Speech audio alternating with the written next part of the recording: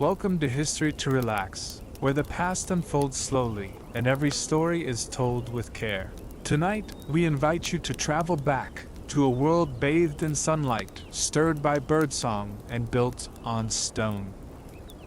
This is springtime in ancient Athens, not just as seen through kings and philosophers, but as lived by the people themselves. Through 15 quiet chapters, you'll walk the city's narrow lanes, linger in blooming courtyards, rest beside fountains, and listen as life rises gently from the soil of history.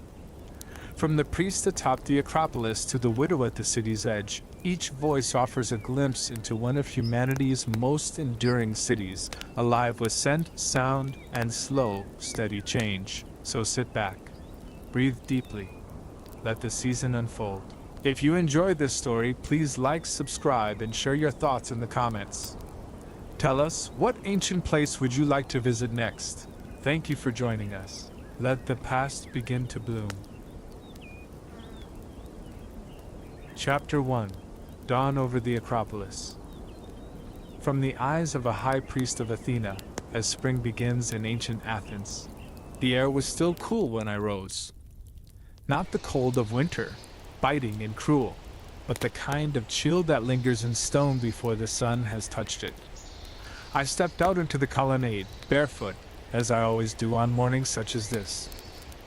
Beneath me, the flagstones were slick with dew, and the scent of thyme and myrtle drifted faintly in on the breeze. Spring had come to Athens. You could feel it in the quiet way the sky brightened, softer than summer, more patient than autumn. It did not rush the city awake. It coaxed her gently. Above all things, the streets, the homes, the hearths. We on the Acropolis were the first to see the light. We always were. The city below still slept, wrapped in its haze of wood smoke and early dreams. From here, I could just make out the roofs of the homes in the Agora, some tidy and whitewashed, others sagging and patched with sun-bleached cloth. There were fine homes with gardens of olive and fig, and hovels of mud brick pressed against the city's edges like barnacles clinging to stone. Athens was a city of contrasts. It always had been, and no season revealed those divisions more clearly than spring. From this high vantage, the Acropolis seems eternal. The columns of the Parthenon stand like the ribs of the earth, pale against the sky, their marbled surfaces just beginning to glow with the rising sun. Even the crows respect this place, landing carefully on the lintels, never cawing too loudly.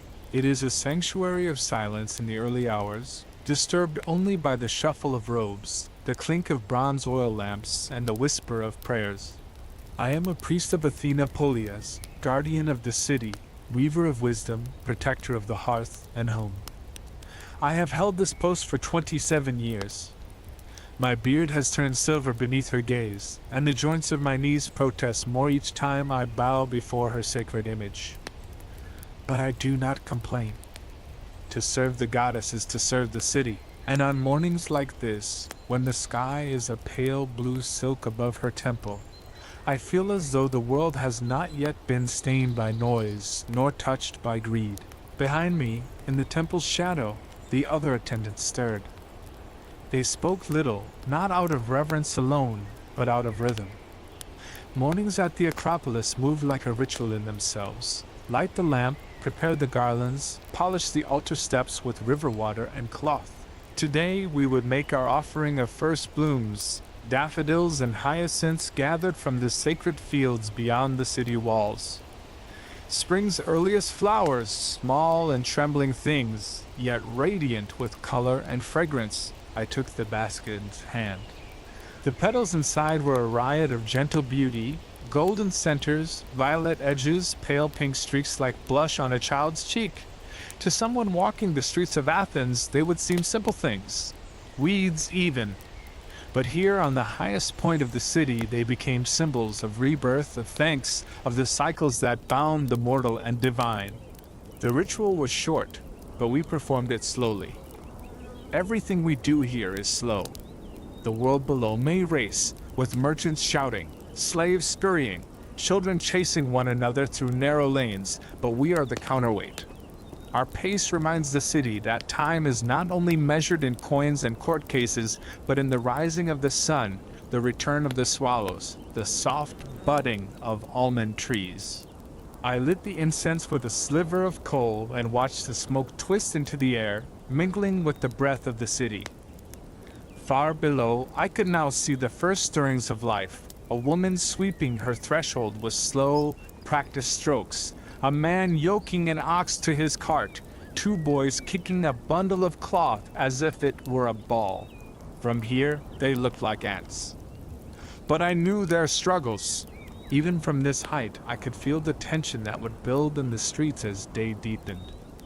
Spring was not ease for most Athenians. It was labor. The planting must begin. The tools must be sharpened. The debts must be paid. And still Athena watched. From her sanctuary, she looked upon them all, not only the rich who offered gold and wine at her feet, but the poor who whispered her name while bandaging wounds or kneeling in dusty doorways. We priests carried their voices, or so I believed. Not all shared that view. There were those who saw us as parasites of piety, feeding off superstition. But I have seen too many mothers cry into the stone, too many orphans press figs onto the altar steps, not to know that faith, true faith, still burns among the lowliest of them. As the sun lifted higher, the marble columns began to cast long shadows across the courtyard. The city stirred louder now. I heard the distant clang of a smith's hammer, the bark of a dog, the first call of a crier announcing bread for sale. The world was waking. My work here was done, for now. I stepped to the edge of the Acropolis, where the stone path sloped gently downward. From here, one could descend to the upper neighborhoods, where the wealthiest homes clustered behind tall walls and shade trees. A few steps more, and the winding alleys would lead to the Agora, the bustling heart of commerce, argument, gossip, and theater. And farther still, the outer Kerameikos and beyond, where graves broke the earth and goats grazed among the bones of ancestors. This was the full body of Athens, from crown to heel. And spring breathed into every part of it, though not always kindly. As I walked, I passed the guards at the gate. They nodded without speaking. They had seen me make this descent countless times. My robes brushed the stone as I moved, and my sandals left faint marks in the morning dust. The path was familiar, but the faces changed. I would pass a merchant's daughter today, perhaps, or a farmhand bearing barley, or a slave sent to fetch water, and each one carried a story the temple would never fully hear. But that I had come to accept. The gods may know all. We mortals must listen where we can. I paused one last time at the edge of the hill and looked back toward the temple. The rising sun had turned its marble golden. Doves flitted along the roofline. Smoke from the incense still curled in the air, barely visible now, like a forgotten dream. Spring had come. And though I served in the highest place, I knew that its meaning would be clearest not here, but below, in the market stalls, the workyards, the shadowed kitchens, the dusty courtyards where laughter and grief lived side by side. The stories of Athens did not reside only in statues and scrolls. They were written in sweat and sunlight, in bruised fingers and shared loaves. In the way even the poorest woman, head bowed beneath a bundle of firewood, might still pause to smell a wildflower. I turned and began my descent into the city. Chapter 2. The Oil Merchant's Wife. From the eyes of a wealthy Athenian woman whose world is defined by silence, status, and the shifting winds of spring, the courtyard was cool and still when I stepped under the tiles. Pale morning light filtered through the pergola, casting slender shadows across the mosaic beneath my feet. I paused a moment, drawing the hem of my linen chiton close. Somewhere beyond the garden wall, the city was beginning to stir. A low hum of voices, the clatter of hooves, the far-off echo of a rooster. But within our home, the world remained hushed. It was spring again, not the riotous kind that poets speak of, with dewy kisses and blossoms bursting from the earth. No. Spring in Athens was gentler, a season of shifting air, of doors opened wider, of dust swept more vigorously from thresholds. It came quietly, like a servant slipping into the room. And in a home such as ours, ruled by quiet customs and softer tones, it felt appropriate. I am the wife of Philosopher, a man whose fortune rises and falls with the price of olive oil. Our trees lie beyond the city walls, tended by men I will never meet, their names unknown to me. The oil arrives in great clay amphorae, lifted and poured and sealed, and my husband sees to its sale in the Agora. Some days he returns home with the scent of crushed olives still on his robes. Other days his brow is furrowed, and he speaks little through the evening meal. I have learned not to ask too much. Not about business, not about politics. These things float above me, like the pigeons circling over the Nix. I watch them pass, but I do not reach up. My life is here, beneath the painted beams of our oikos, amid the murmur of servant girls and the shuffle of sandals over clean stone. Still, spring changes things, even for women like me. It means more light in the andron, the men's quarters, where I may not linger but occasionally peek through when no one's looking. It means new reeds for the basket weavers, and the first bunches of fresh leeks tied with cord in the kitchen. It means checking our stores to ensure no rot has set in through winter's damp. Linens, herbs, figs, and wineskins must all be inspected. And of course, it means guests. Philocharist has already spoken of hosting a spring symposium. Nothing too lavish, he says. Just a few close friends and one or two younger men seeking patronage. I will not be present for the drinking, of course. My place is elsewhere, but I will prepare the house nonetheless, polishing the craters, ensuring the slaves arrange the cushions just so, instructing the cook to salt the fish lightly and not overboil the lentils as he did last time. In this way, I make my presence felt without being seen. It is a dance I have practiced since my wedding day. As I walked through the colonnade this morning, I caught sight of our youngest slave girl crouched near the herb trough, brushing dirt from a potted thyme. She looked up when she saw me, then quickly lowered her gaze, bowing slightly. She is small, perhaps 12, with hair like honey-brown straw. I do not know her homeland. She does not speak much, but she is obedient and quick with her hands, and I have grown used to her presence. Add more water, I said softly, nodding toward the trough. The soil is dry from yesterday. She bobbed her head again and turned back to her task, dipping her jug into the basin beside her. I watched her for a moment, then moved on. These small decisions, when to speak, when to remain silent, how much to see and how much to ignore, form the outline of my daily life. It is not freedom, precisely, but is control, and in a woman's world that is a rare currency. Later I visited the storeroom to check on the spring linens. The lavender sachets had faded slightly, but the cloths were clean. I made note to ask the maidservant to retie the bundles with fresh twine before the week's end. Guests may never see the inner shelves of our home, but if they did, by accident or intention, they would find them in perfect order. That, too, is my duty. By midday, the sun had warmed the courtyard. The bees had begun their slow humming through the lemon trees. I sat near the fountain, fanning myself with a woven palm frond, and listened to the low murmurs of the house. Philocharist was away, speaking with the shipmaster about the latest shipment from Corinth. The house, for once, felt like mine. Spring, for all its busyness, grants moments like this, fleeting spells when I can feel the air stir against my skin, smell the crushed mint beneath the kitchen door, hear the soft flutter of doves nesting above the architrave. These are the things I treasure. Not gold, not silk, but stillness. Of course, not every woman in Athens sits near fountains with honeyed cakes in spring. I see them from the upper windows, women bent beneath baskets, women scolding children, women scrubbing their front steps with coarse rags. Some of them pass beneath our gate with clay jars on their hips, heading for the public fountain down the road.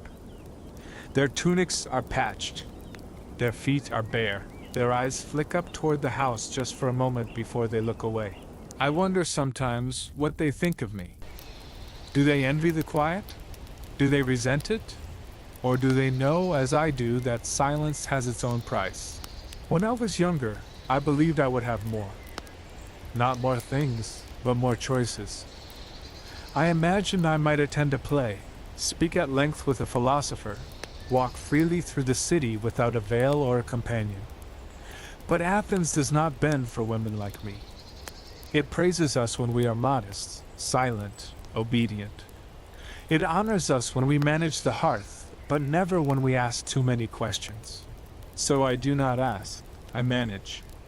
I ensure the garlands are fresh, the servants are clean, the torches are trimmed, and the family tomb is swept before the spring festivals begin. I whisper to the household gods when no one is listening. I leave offerings of honey and bread at the shrine of Hestia. I keep my place. But within me, somewhere deeper than I speak of, spring stirs another feeling, one I cannot name. It's like standing in a closed room and feeling the breeze pass beneath the door. A reminder that beyond this courtyard, the world changes. Children grow, leaves bud, temples are built, statues are toppled, and even the strongest walls over time begin to crack. The sun has climbed higher now, spilling gold into the inner hall. I hear the gate creak open. Philoctetes is home. Voices rise as he speaks with the steward, discussing coin and contracts, and whether the shipmaster was a fool or merely unlucky. I rise slowly and dust my hands. The linen of my chiton rustles faintly as I walk. The house returns to motion. The season continues, and I, like the city, bloom in ways no one sees. Chapter 3. The Potter in the Smoke. Through the eyes of a working-class artisan whose hands shape the clay that fuels Athens, one blistered jar at a time. They say spring is gentle. Not for me. For me, spring begins with smoke in the lungs and ash in the teeth.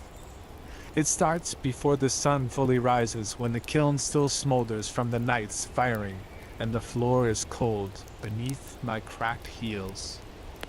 The warmth of the season doesn't matter here. Not when you're elbow deep in mud. I am Nicandros, a potter in the Kerameikos, the district named for men like me. You eat from our bowls. You store your oil in our jugs. You light your homes with our lamps. And yet most men pass us by with wrinkled noses as though the reek of clay and fire might infect them with labor. But we're the spine of the city. Even in spring, when others speak of renewal, we do not slow. The season brings more demand, feasts, offerings, weddings, travelers. Everyone wants vessels. Everyone needs something to carry wine, to pour oil, to hold the ashes of the dead. So I rise early, every day. This morning the air was heavy with dew. My kiln crouched behind the workshop, blackened and cracked like an old tooth. I could hear the embers shift as I approached, still warm from last night's batch. I threw a rag over my shoulder and spat on my palms. Inside the shop, my wheel waited, stained from years of sweat and slip. The walls were streaked with fingerprints and chalk lines. Shards littered the floor like bones. And in the corner, my apprentice lay curled beneath a blanket of straw, snoring softly. Up, I said, nudging him with my heel. He groaned. It's spring, I said. No time to sleep. He opened one eye and muttered something about his legs cramping. I let him grumble. I was his age once, all knees and questions, aching from the cold floor. Now my back hums with pain before I even sit at the wheel. I stepped outside and drew water from the basin. It was cold and brown, but enough. I poured some into the trough where we soak our clay and checked the drying shelves. Rows of amphorae stood there, pale and brittle, their handles still rough, their necks not yet smooth. I ran a finger along one. It crumbled slightly, too damp. They'd need another day. Inside, I set to work. The wheel turns. That's the truth of it. It always turns. No matter the season, no matter your troubles, no matter how little you slept or how much your joints scream. The wheel is your judge. It shows every flaw. It forgives nothing. I pressed my heel against the base and spun it into motion. Clay slapped the board. My hands shaped the base, then the sides, cupping, lifting, guiding. A neck formed, a lip curled. It was a jar for wine, small, for travel. Nothing fancy, just enough curve to hold beauty. Enough strength not to crack when jostled on the road to Eleusis or Delphi. Behind me, the apprentice swept the floor. I heard the soft scrape of straw against tile. That was good. It meant he was learning. A clean floor saves vessels. One slip, one fall, and a day's work can turn to powder. Outside, the sun was rising, warming the alley beyond our workshop. I caught a glimpse of blue sky through the open shutter. It was the kind of morning that makes poets sigh. Birdsong, jasmine in bloom, soft light slanting across rooftops. But here, it smelled of clay and smoke. My fingernails were packed with grit. My tunic clung damp to my skin, and I would not leave this room until dusk. Still, I wouldn't trade it. This is honest work, the kind that leaves your mark on the world. Somewhere, a family will eat from the bowl I fire today. A widow will pour oil into the lamp I shape tomorrow. A boy will scatter ashes into a jar I glaze next week, whispering the name of a father he barely remembers. My pieces will outlast me. That's more than most men get. I paused to drink water from a chipped cup, one I'd made long ago, too crooked to sell but too strong to break. The apprentice sat near the shelves now, sorting through scraps, testing glazes on broken tiles. His tongue stuck out slightly as he worked, focused, unsure. I remember that feeling, the desire to shape something perfect. The disappointment when the kiln betrays you. You'll never make it right the first time, I said. He looked up. I just wanted not to explode. I laughed. Then don't seal the base too tight. Fire needs a way out. He nodded, scratching a note onto a scrap of slate. The sun climbed higher. Heat seeped into the walls. Somewhere beyond the alley, a vendor's voice rose, selling barley bread from the sound of it. My stomach growled, but I kept working. The wheel turned. Another bowl formed beneath my hands. Around midday, the street grew busier. The smells drifted in. Olives, fish, damp wool, the sour tang of sweat. I heard the clang of hooves, the call of boys chasing one another with reed flutes. A dog barked. Then silence. Then more footsteps. Athens was fully awake. I stepped into the courtyard to stretch my back. Across the alley, a weaver hung dyed cloth on a rope, her arms splattered with ochre and indigo. She nodded at me. I nodded back. We do not speak often, but we know each other's rhythms. Spring for us is work.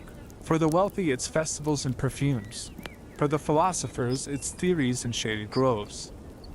But for those of us in the smoke and mud, spring means more labor, more orders, more deadlines. And yet, it also means softer evenings. After the kiln cools and the ash settles, I sometimes walk to the hill near the graveyard. From there you can see the rooftops stretched like a mosaic, the Acropolis glowing gold in the fading light. The night air in spring is kind to old lungs, kinder than the winter wind that cracks your hands and chills the marrow. I often bring a shard of failed pottery with me. Not to mourn, but to remember. Every pot fails before it succeeds. Every craftsman learns the limits of his hands. So I sit, I watch the stars come out. I press the broken piece into the dirt beside me, and I whisper thanks that I have clay to shape, a kiln to fire, and breathe enough to see another spring. Tomorrow I'll rise early again, because the wheel never stops turning. Chapter 4: The Young Philosopher. Springtime in ancient Athens, through the eyes of a student caught between lofty thought and hungry truth. The Agora is alive this morning, more than usual. The first true breath of spring has swept through the stalls and colonnades, stirring everything into motion. You can feel it in the way voices rise higher, how the sandals slap the flagstones faster, how the breeze carries not just the smoke of grilled lamb but the scent of fig blossoms drifting in from the outskirts. I walk slowly, not because I want to, but because I haven't eaten. Not yet. My name is Lysimanes. I am 19, the son of a minor stonemason from Acharni. He had hoped I would take up his hammer, but my hands always itched for something else. Not tools, but scrolls. Not stone, but speech. Against his wishes, I found my way into the Lyceum, where the philosophers speak in circles until the sun sets behind their heads like a halo.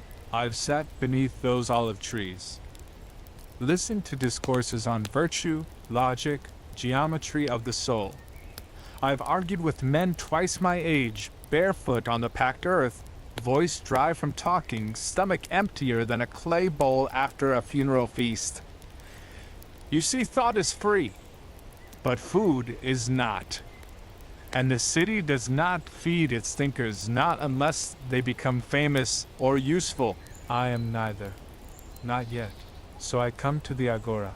The philosophers say it's too noisy here, too messy, too full of distractions, trade, flesh, lies. But I like it. It reminds me that thought means nothing if it floats too far above the ground. A man cannot ponder justice with any conviction if he's never had to haggle for onions. This morning I weave between stalls, breathing it all in, not just the scent of spring but the friction of it. The push and pull of life. A fishmonger slaps an octopus on the table, shouting over his shoulder for his daughter to bring more salt. A baker wipes his brow and calls out the price of fresh barley bread. 5 obels for the large, 3 for the small, still warm. I pause at the edge of his stall. The smell is thick with comfort, crust and grain and the faintest trace of ash. I look down at the few coins in my pouch. 3 obels would leave me with barely enough for a writing stylus I've needed since last week. Still, my ribs ache with each breath. And bread wins today. The baker catches my eye and sees the hesitation. He raises his chin, offering me the smaller loaf. I nod. He wraps it in a bit of rough cloth and hands it over. I eat standing there, beside the stall. Slowly, softly, trying not to devour it like a stray dog. The crust scrapes the roof of my mouth, but I don't care. Warmth spreads through my belly, calming the tightness.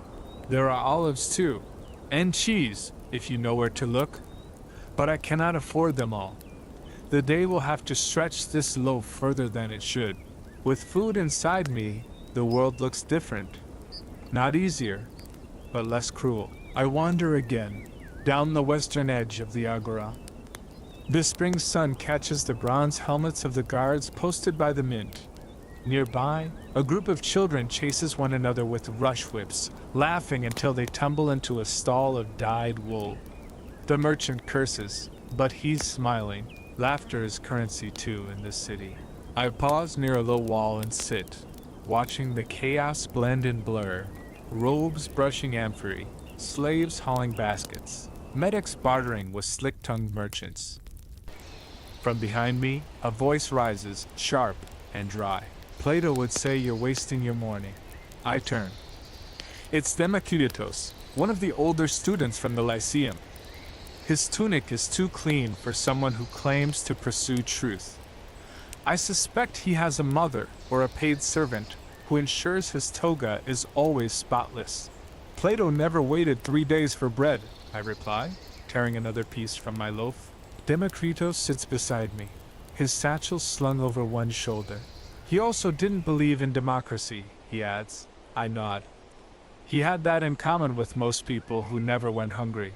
We sit in silence for a moment. The clatter of pots, the chant of vendors, the cough of a sickly goat in the distance, it's all music to me now. I've learned to find rhythm in the noise. Athenian life isn't orderly.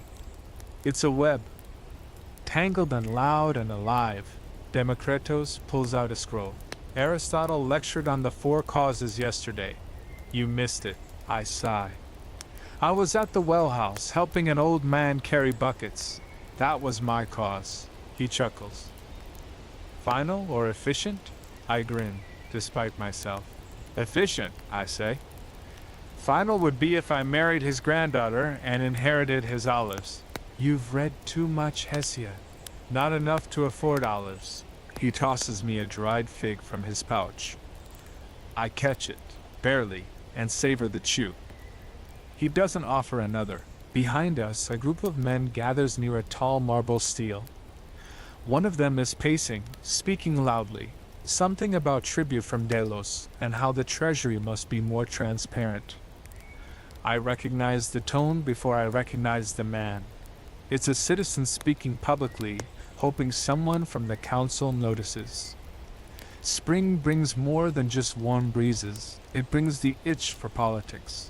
Every man with a tongue wants to test its strength. We watch him for a while. Democritus frowns. He's wrong about the tribute figures, he mutters, but confident enough to seem wise. Most leaders are, I say. It strikes me then, how close we sit to the pillars of power, and how far. I have walked past these same speakers, these same arguments, for years. But I've never been asked to speak. Not truly. My voice, like so many others, is a whisper behind the walls. In the Lyceum we debate the perfect polis. But out here, real men bleed for bad decisions. I rise. The bread's long gone now, and the fig just a memory. My hunger has shifted, not gone, just changed shape. It hums beneath the thoughts now, urging motion. Where are you going? Democritus asks. To watch the old man sweep the altar steps, I say. There's truth there. He shakes his head. Always chasing shadows. Better than choking on perfume. He doesn't respond. I leave him there, under the same sun that warms us all. As I pass through the stalls, I catch fragments of life. A girl shouting at her goat. A mother smearing honey on her child's wrist to quiet him. A pot cracked clean in two by a careless elbow. These moments are sharper than any syllogism. At the base of the temple I find him. The priest I've seen before, hunched and slow but methodical, sweeping dust from sacred stone. He moves with purpose, not speed, but conviction. Each stroke of the broom echoes across the marble. I don't disturb him. I sit at a distance, watching, listening. Somewhere above, a dove coos. The breeze shifts. The fig trees sway in their tight rhythm. And for a moment, I understand something not as a proof, not as a definition, but as a presence. Spring is not softness. It is demand. It pulls at root and branch, forcing bloom from bud. It calls things into being, whether they are ready or not. Thought too must bloom, even in hunger, especially in hunger, even in dust and sweat and half-eaten bread. Chapter 5. The Washerwoman's Hands. Springtime in ancient Athens, through the eyes of a poor mother scrubbing her way through the season beneath the city's fountains. The water is always cold, spring or not. People like to say it gets easier when the weather warms, when the sun climbs higher and the blossoms come back to the fig trees. But those people don't rise before dawn to soak their knuckles in stone basins. They don't kneel on wet flagstones with chilblained fingers, wringing linens while their knees ache from the cold. For me, spring just means more laundry, and more sweat ground into tunics that were never meant to last this long. My name is Melita. I wash clothes, not my own, though I wash those too, When there's time, I wash the clothes of others. The chitons of shopkeepers, the cloaks of couriers, the fine robes of merchant wives who never come down to the fountain themselves. They send slaves instead, with coin wrapped in waxed linen and instructions tied to the bundles. Mind the embroidery, they'll say. Don't scrub the hem too hard, that's imported dye. Use laurel leaves and lemon if the armpits are strong. I nod, every time. Even when they speak to me like I'm deaf or dull. I smile with lips cracked from winter. I bow slightly. Then I carry their clothes to the fountain and soak them in the same water that chills my bones day after day.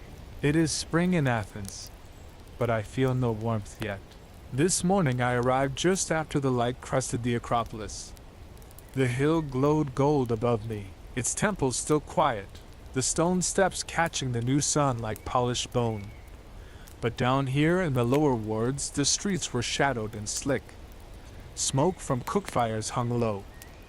A stray dog padded past me, ribs sharp beneath its fur. Somewhere nearby, a rooster crowed once and then fell silent. The public fountain stands between two old sycamores. Their roots buckle the paving stones, and in spring their leaves uncurl like slow sighs. The water flows in a steady trickle from 3 carved lion heads into a broad stone trough where we kneel to wash.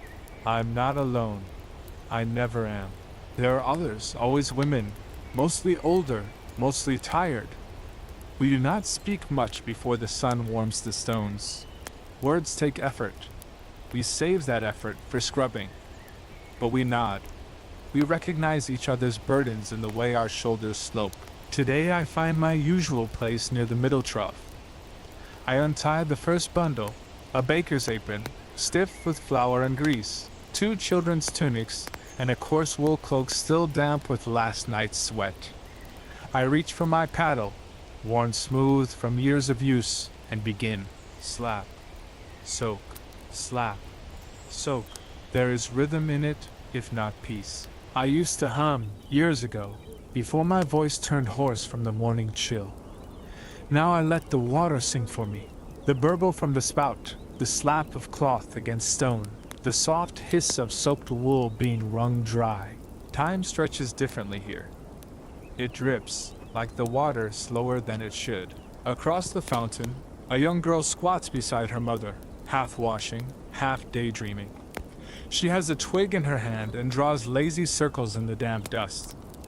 I remember when my own daughter was that small, when she still played with pebbles and feathers, when her laugh still echoed off the alley walls. Now she's 12 and carries water herself, balancing jars with the steady poise of someone who has seen too much too soon. I think of her as I scrub the hem of a wine-stained chiton, the red blotch stubborn against the fabric.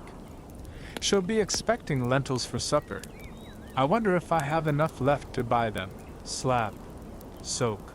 As the sun climbs higher, the fountain's shadows shorten. Voices rise.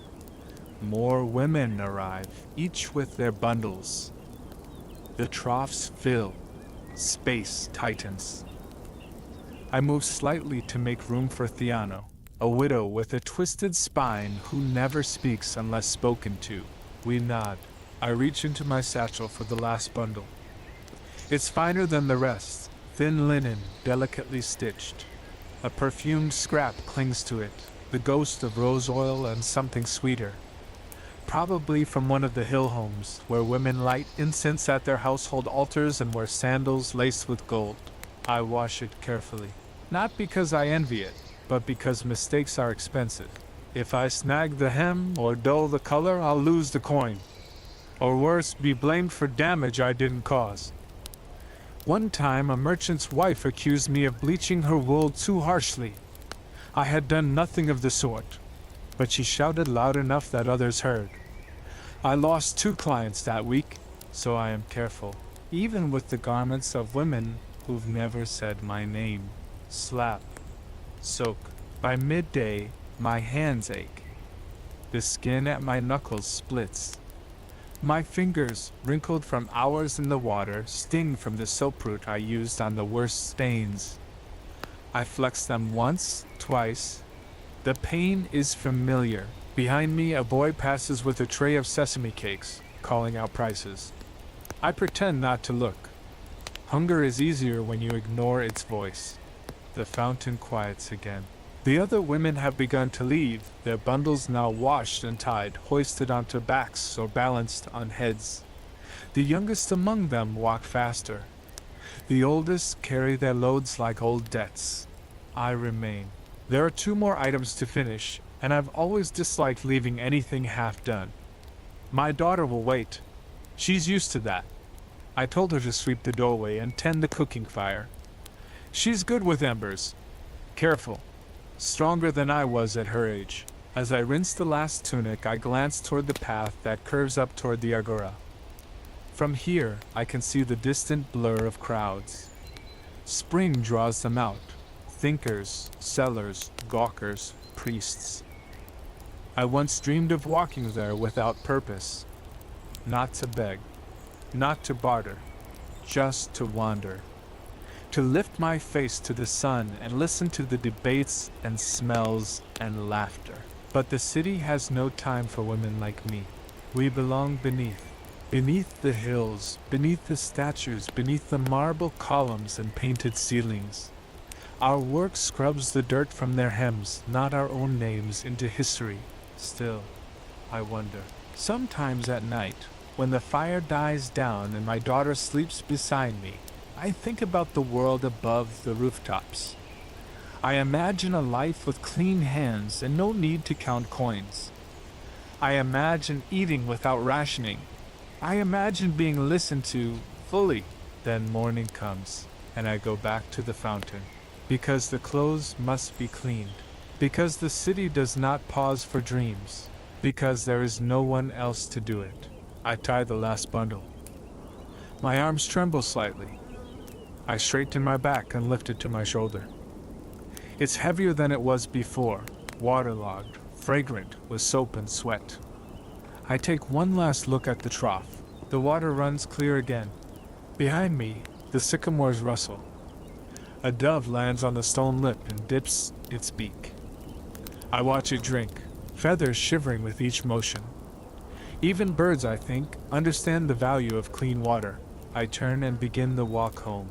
It's not far, just a few crooked lanes and one steep stairway. But with a bundle this heavy and knees this tired, it might as well be Mount Olympus. Halfway up the stairs, I pause to catch my breath. A child runs past, laughing, his feet bare and dusty. I smile despite the weight.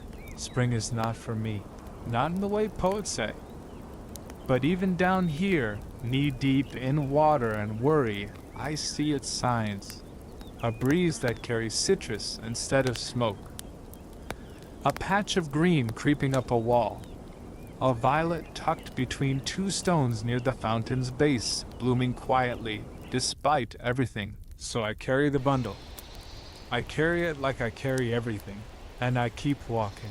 Because tomorrow the clothes will be dirty again. Because tomorrow the fountain will be waiting. Chapter 6. A Slave Among the Laurels. Springtime in ancient Athens, seen through the eyes of a quiet observer.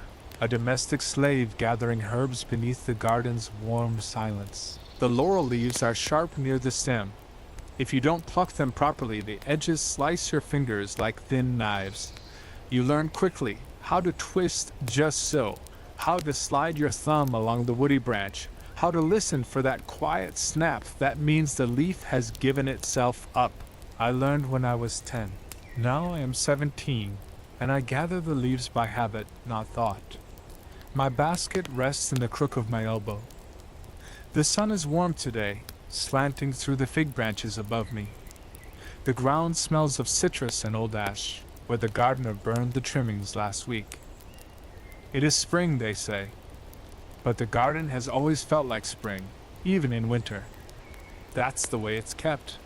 Controlled. Clean, evergreen, where possible. They don't like reminders of decay. I kneel by the second laurel bush, careful not to soil the hem of my tunic. It is clean.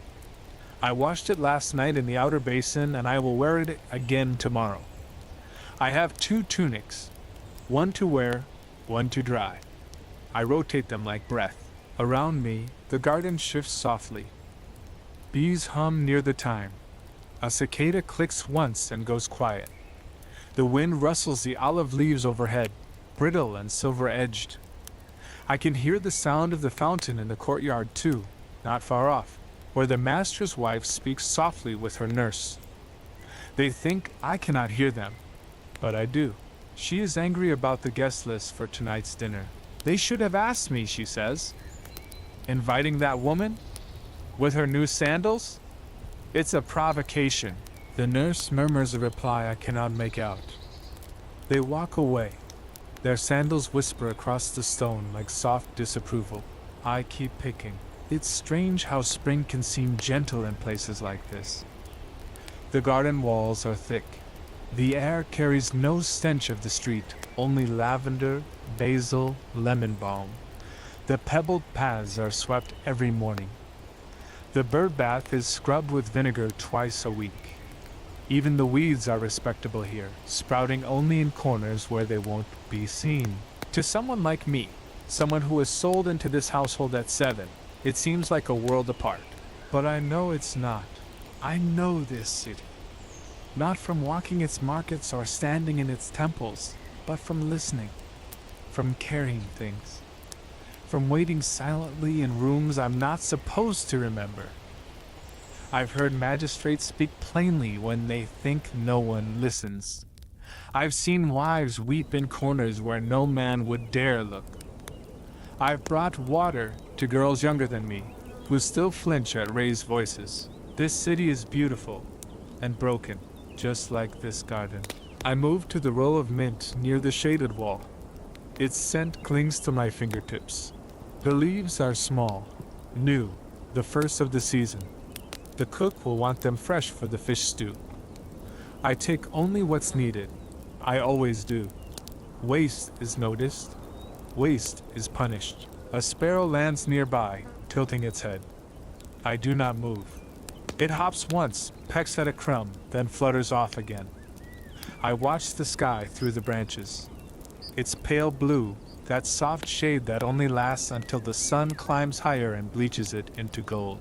I remember a sky like this once, not here, before the boat, before the market, before I forgot the sound of my grandmother's voice. I was born far from Athens, near the coast, but not of it. My father was a fisherman. My mother kept goats. I do not remember their faces, only that they smelled of salt and smoke. That they sang in a language I no longer speak. They are gone now. Sold, maybe. Killed. I was taken during a raid, not the first in our village, just the first that mattered to me. The men who brought me to Athens had teeth stained red from wine. They laughed when I cried. I learned not to cry. Now I am here, property, owned, but alive. The mistress calls me child, though I am nearly grown. The master calls me nothing, unless I have made a mistake. The steward calls me by a name I was given here, short, easy, forgettable. The other slaves do the same. We learn not to ask about the past, still I remember it. When the garden is quiet, I let myself remember. There is a pond near the rear wall. Not large, a decorative thing, with lily pads and 3 sluggish fish. I pass it now, careful not to tread on the damp moss. The stones here are slick, and if I fall, it will be my fault. Even accidents are punishable. I kneel beside the rosemary. It is wild, reaching beyond the trimmed border, and I admire it for that. I break a sprig. The scent rises immediately, sharp, clean, honest. I hold it beneath my nose and close my eyes. For a moment the garden disappears. I am small again, barefoot on a hillside. My mother's laugh rings out as a goat knocks over her basket. My father shakes his head, smiling. I carry a twig in one hand, a fig in the other. The sun is warm. The sea glitters. Then I open my eyes. The sprig in my hand is crumbling. The rosemary is still. The pond reflects nothing but sky. I do not let myself cry. Not anymore. Voices rise near the inner courtyard. The master has returned. I hear his tone, clipped, hurried. Something about shipment delays. The olive press. A client refusing payment. The air tightens. I know what follows these moods. He enters the garden minutes later. I am still crouched beside the rosemary, my basket half full. I do not look up. It is better not to. He passes me without speaking. His sandals brush dry leaves. I count the steps. 12 to the veranda. A pause.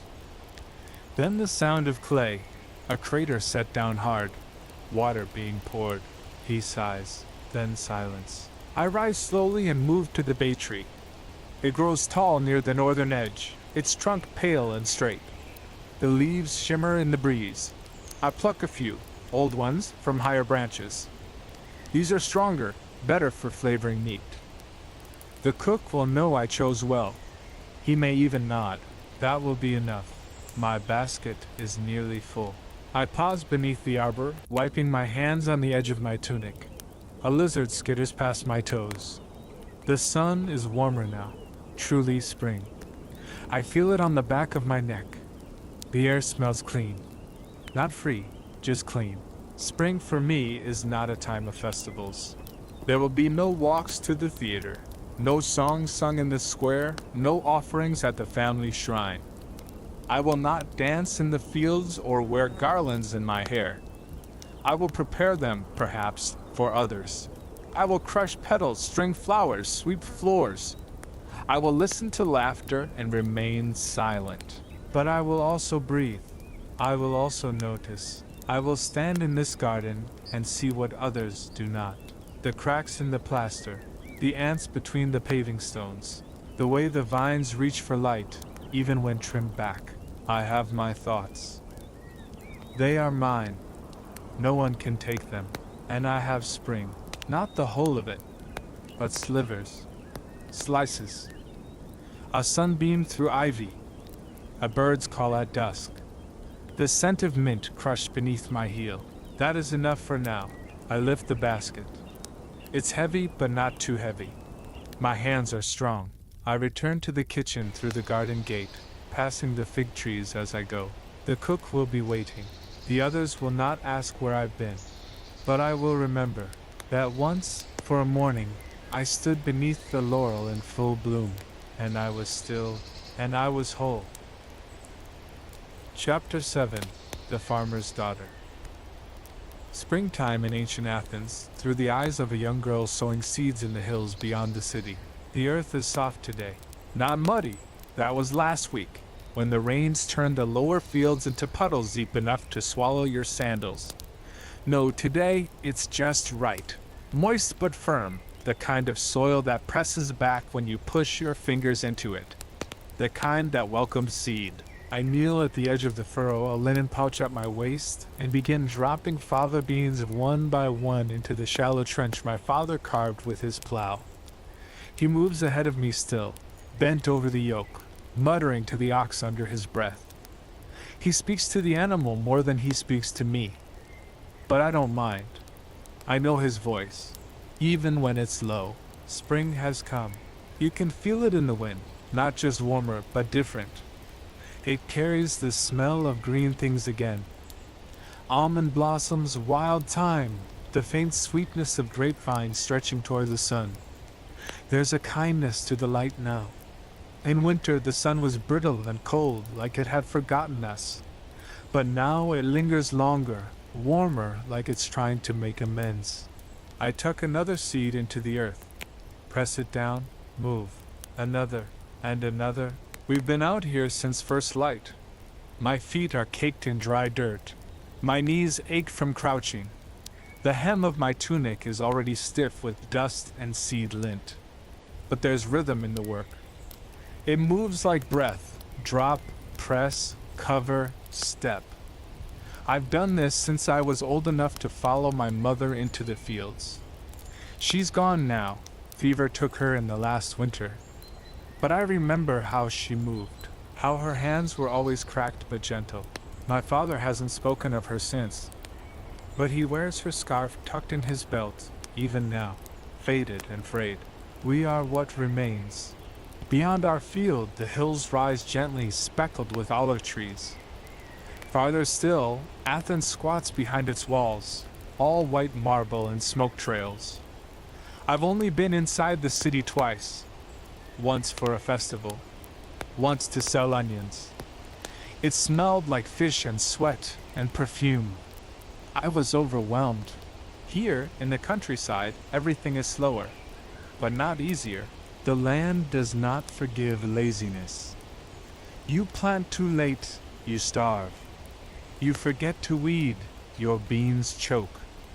You water too little, the earth cracks. Too much, and the roots rot. We don't speak in philosophies here. We speak in seasons, in silences, in whether or not the wheat came up. My father straightens at the far end of the furrow.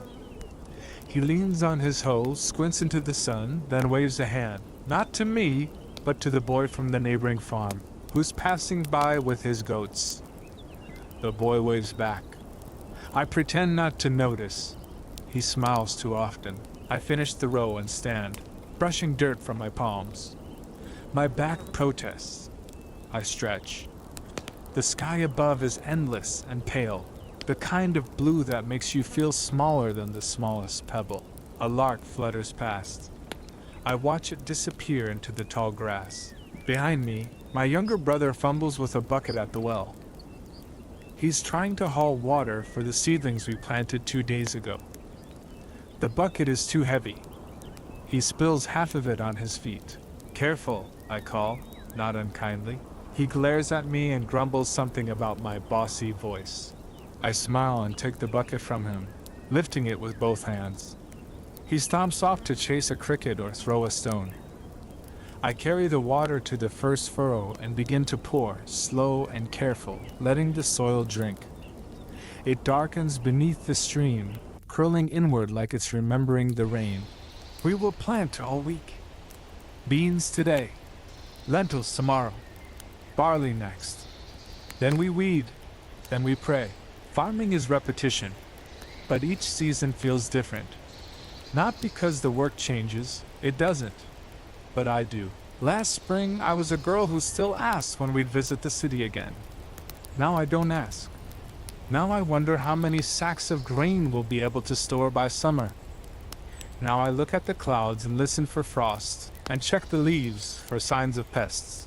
Now I am what the field needs. Sometimes I wonder what I need, but there isn't much time to think on it. The days fill themselves. The sun climbs. My father grunts. He's moved to the next plot. I follow with my seeds. As we work, I begin to hum. Low, tuneless, steady. A habit my mother had. I hum the way she did, not to anyone, not for any reason, just to keep the silence from growing too thick. The wind picks up slightly, lifting the edge of my sleeve. A breeze full of pine and distant hearth fire. The kind of wind that means a cold night is coming. I pause to tie back my hair. Sweat beads at my temples. I have a scar there, small, almost hidden beneath the line of my hairline from when I fell into the kindling pile as a child. My brother told me it looked like a crescent moon. I still touch it when I'm nervous. A habit, a shadow moves across the furrow. I look up. A hawk circles above, watching something invisible to me. A mouse, maybe. Or a snake. We've had both this spring already. Everything lives out here, and everything dies out here. I kneel again, drop a seed, press, cover, step. My fingers are dirt-streaked, but I think they're beautiful. They look like my mother's. I remember how hers moved, washing, stirring, braiding my hair. My father never said so, but I think that's why he lets me work the field instead of remarrying me off just yet. He sees her when I walk behind the plow. I don't want to be married. Not yet. Not to a boy who grins like the neighbor's son or one who drinks too much like the one in the next valley. I'd rather be here, planting, breathing, watching the land change under my hands. It's not freedom, exactly, but it's mine. The sun tips toward afternoon. My brother returns, arms full of firewood. My father has begun digging the next set of trenches. I keep sowing, row after row, bean after bean. At dusk, we'll sit on the porch. We'll eat barley bread and lentils. Maybe there'll be a bit of cheese if the goat gave well. I'll wash my feet in the basin and sleep on the roof under the stars if it's warm enough. And tomorrow we'll do it again. Because the seeds must be planted. Because the earth does not pause. Because spring, like everything else, does not wait for wishes. It waits for hands. Chapter 8. The Fisherman's Boy. Springtime in ancient Athens, through the eyes of a boy raised by salt nets and the endless pull of the sea. The morning tide was low. That's how I knew the wind had changed. Not by the waves, not by the sky, but by the smell. It's different in spring. Still full of brine and rot and gulls, but softened. Less like fish guts, more like wet rope in old stories. The kind that sit just under the skin and itch when the sun comes up. I was on the beach before the first gull screamed. Before the smoke rose from the cooking shacks. Before my father even shouted my name. I'm always up first. That's how it works if you want to fish and you're not the one steering the boat. You carry the oars. You untangle the nets. You check the cork lines. You do all the small, cold things while your father rubs his joints and spits into the sand. My name's Theaster. I'm 12. Too old to be babied. Too young to be trusted with anything sharp. I live with my father in a one-room hut just above the rocks, where the cliff breaks into a soft pocket of shore that curves toward the Piraeus docks. You can see the city from there, the spires, the cranes, the marble buildings catching the early sun. But that's not Athens. Not the part we know. Athens doesn't smell like salt and old fish. Athens doesn't stain your tunic with eel blood before breakfast. No, our Athens is nets and knives and knotted fingers. And the sea. Always the sea. This morning the tide left ribbons of kelp across the stones. I picked through them with a stick, looking for anything useful. Rope washed up from a wreck. A crab shell. Once I found a sandal. Once a dead cat. Mostly it's just bits of driftwood, and questions the waves bring in but don't answer. My father came down the slope just as I found a bit of old bronze net weight. He shouted something about wasting time. I tucked the weight into my sash and went to the boat. It's a narrow thing. Leaks at the seams. Creaks when the water's rough. But she floats and that's enough. We pushed off together, the way we always do. One hand on the hull, the other holding breath. The sea was calm today, almost too calm. The spring light shimmered over the swells like melted coins. Gulls wheeled above us. Their cries echo. You can't tell if they're calling to the sea or warning it away. The nets were heavy from last night's catch, mostly small fish, dull-eyed and stiff. We sort them fast, with practiced hands. The best go into the crate for market. The rest we keep or toss. The stink gets into everything. Hair, skin, dreams. My father barely speaks on the water. He grunts, points. Once in a while, mutters about the time he caught a swordfish as long as his leg. I've heard the story 6 times. I don't interrupt. It's his sea. I'm just learning the edges. He doesn't call it spring. He just calls it mending season. That's what it is to him. Fixing nets, patching sails, retying anchors. The storms are fewer now. The sky's clear, but the fish scatter, slippery with warmth, harder to find. He says the sea gives less in spring because it knows we've gotten lazy. Winter shakes us awake. Spring makes us believe things are easy again, but nothing's easy out here. By midday, we rowed halfway to the next bay. There's a rocky outcrop where the bigger fish sometimes feed. We drop lines and wait. My hands blister from the rope. Salt bites into the cracks. My stomach growls.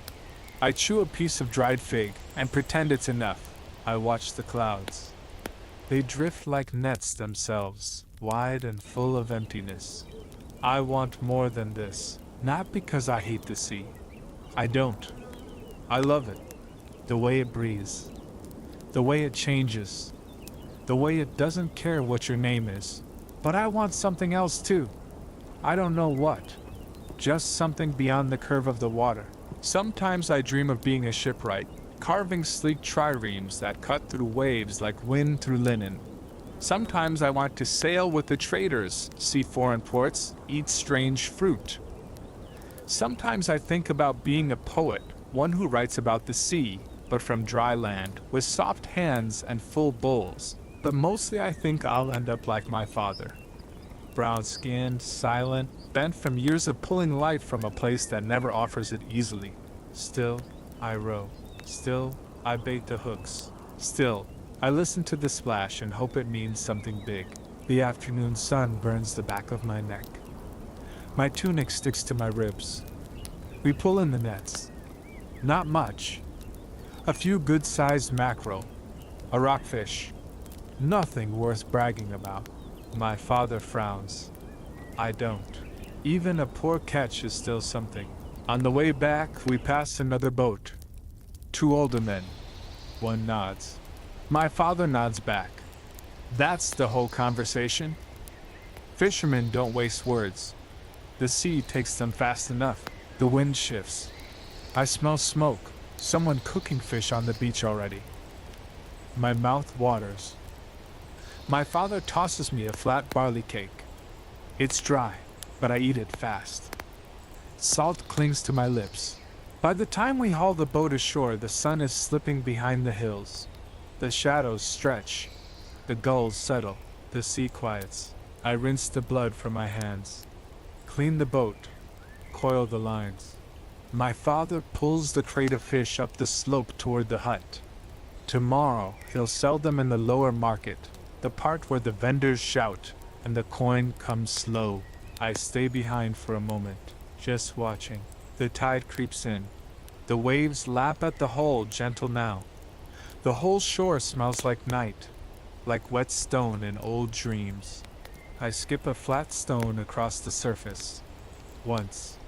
Twice. Then it sinks. That's how it always ends. But I'll come back tomorrow, because I'm the fisherman's boy. Because the sea may never give me everything I want, but it gives me today, and that's enough. Chapter 9. The Retired Hoplite. Springtime in ancient Athens, seen through the weary inner thoughts of an old soldier making his way through the changing city. The stones feel different under your feet when you're old. They press back. Not like they used to when I was 20 and marching in bronze, shield at my side, spear upright, teeth clenched from the sun's glare. Back then, the road moved beneath us like a living thing, sand and soil and stone yielding to the rhythm of war. Now it resists. Every step is a negotiation. Every stare a quiet insult. I wake early because my back tells me to. It doesn't matter whether I want to or not. The pain has its own schedule. I dress slow. I sit for a while. I stretch my legs one at a time.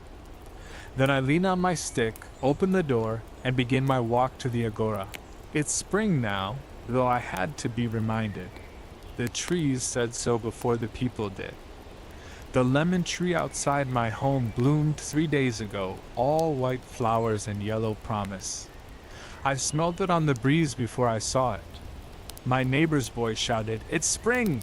and waved a reed flute like a sword. I didn't answer, not because I didn't hear, but because I wasn't sure how to explain that spring feels different when your joints grind like wet stone and every bloom reminds you that time keeps moving, with or without your consent. The walk to the agora takes me longer these days. I stop by the wall near the well. Sit on a block of old marble half covered in moss. Let the sun find my shoulders. It's a good sun today. Not too sharp. Warm enough to stir the lizards. The city hums around me. Carts rumbling, boys shouting, women gossiping. All the sounds of life continuing. I used to be part of that noise. Now I'm more of a shadow. I was a hoplite long ago. Stood in the phalanx at Delium. Marched through Boeotia in heat thick enough to bake a man's thoughts. Watched friends fall. Watched enemies beg. Watched both vanish beneath dust and iron. People forget what it's like to be shoulder to shoulder with men you trust, hearing nothing but breath and heartbeat and the scrape of sandals on dirt. Waiting for the horn. Knowing that when it sounds, you will push forward or fall. I didn't fall. Not then. But time has its own spear, and I've taken my wound. I pass the temple stairs and make my way toward the market. The agora is different now. Louder. Younger. The stalls are newer, built by men who never held a shield. The words are faster, like everyone's trying to win an argument before it starts. I nod at a vendor I know, old Philostratus, who sells figs and always pretends to cheat me on price. He used to be in the army too, but he got out early. Took a sling stone to the ankle. Limped straight into fortune. Now his sons run most of the business. He smiles. Offers me a small figure, I take it. Not because I need it, but because refusing kindness gets harder the older you get. I walk past the Stoa, where the philosophers stand. Young ones today, full of spring energy, debating something about virtue or the role of courage in public life. I smile to myself. They talk about courage like it's an idea, like it's something you can hold in your head and twist around with your tongue. But courage isn't that.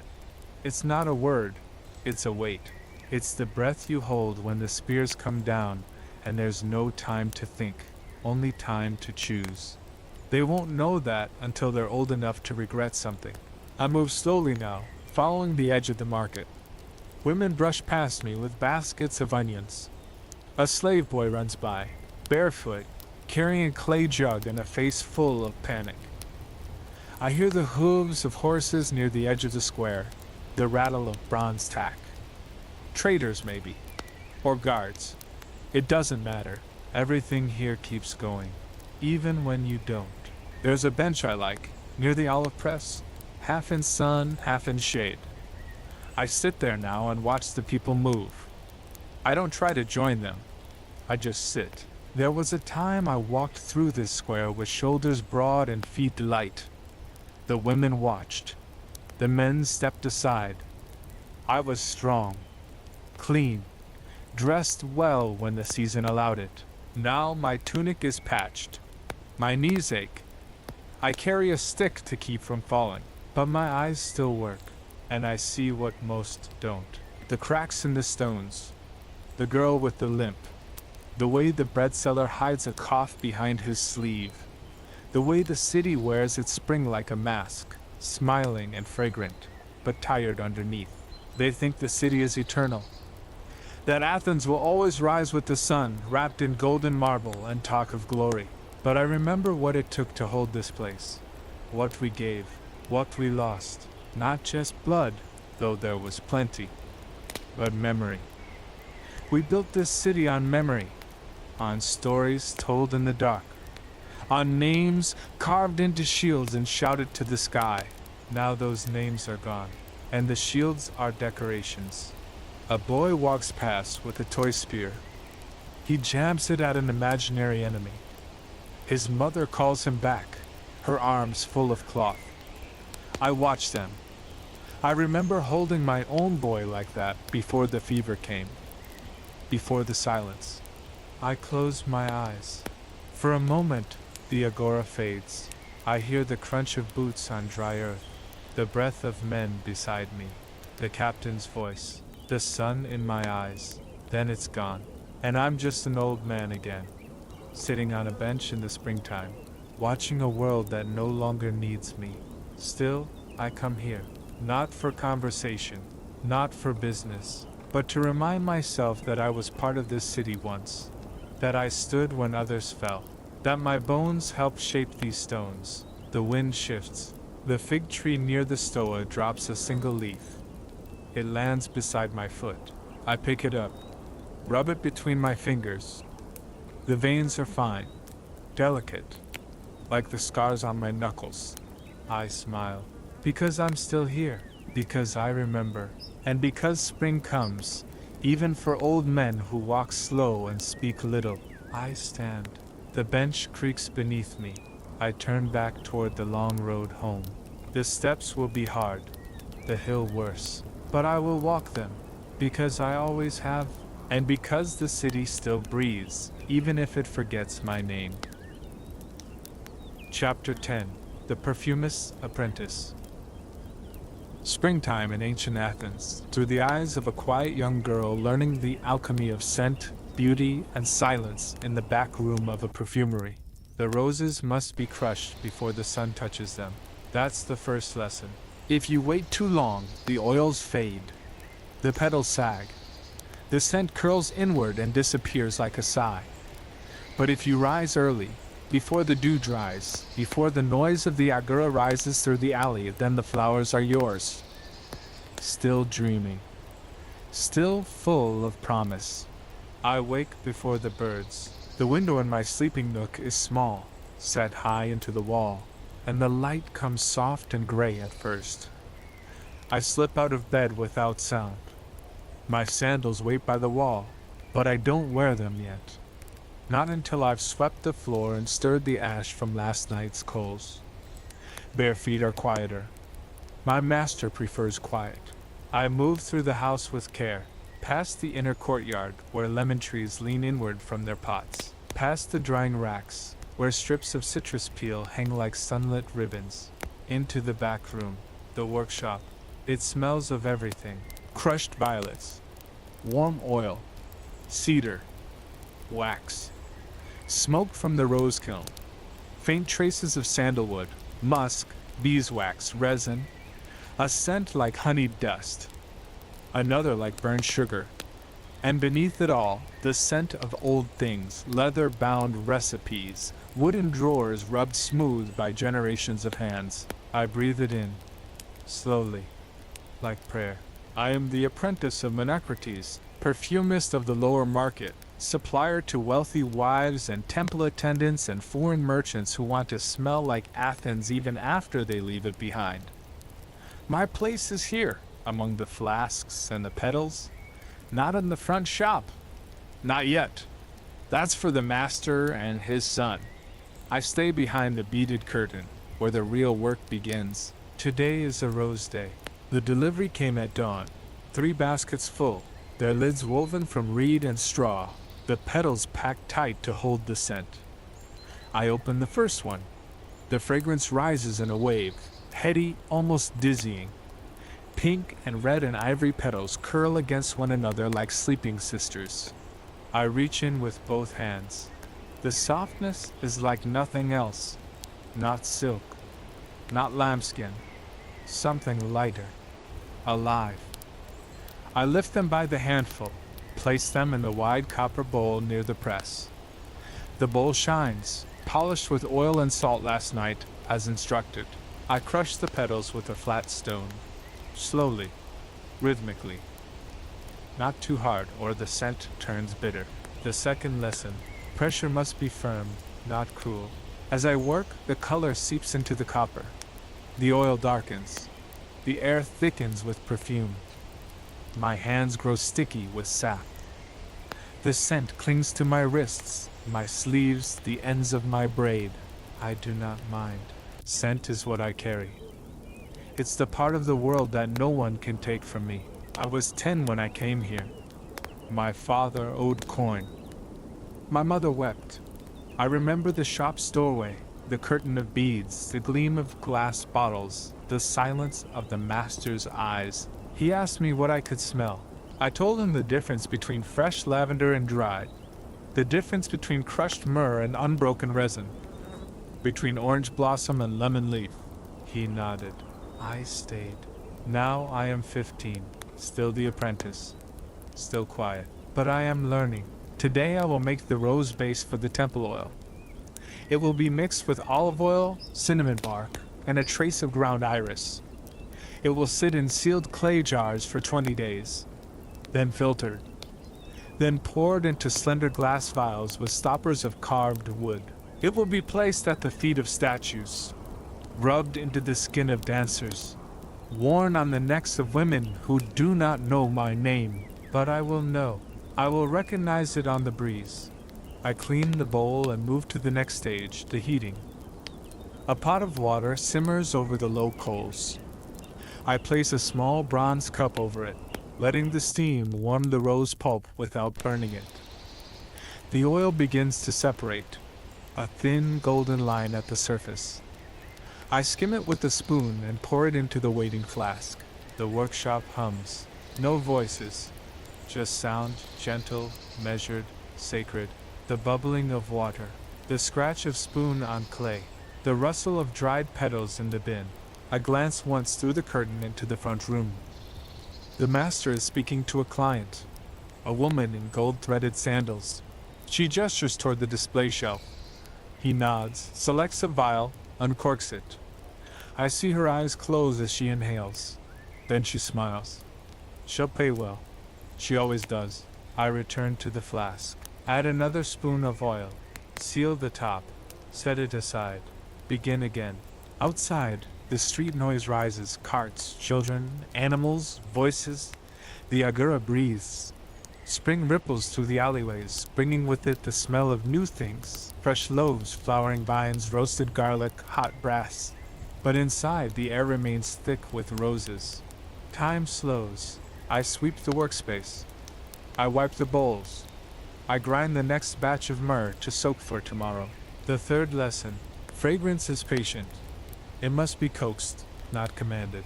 I sometimes dream of creating my own scent. Not one for clients.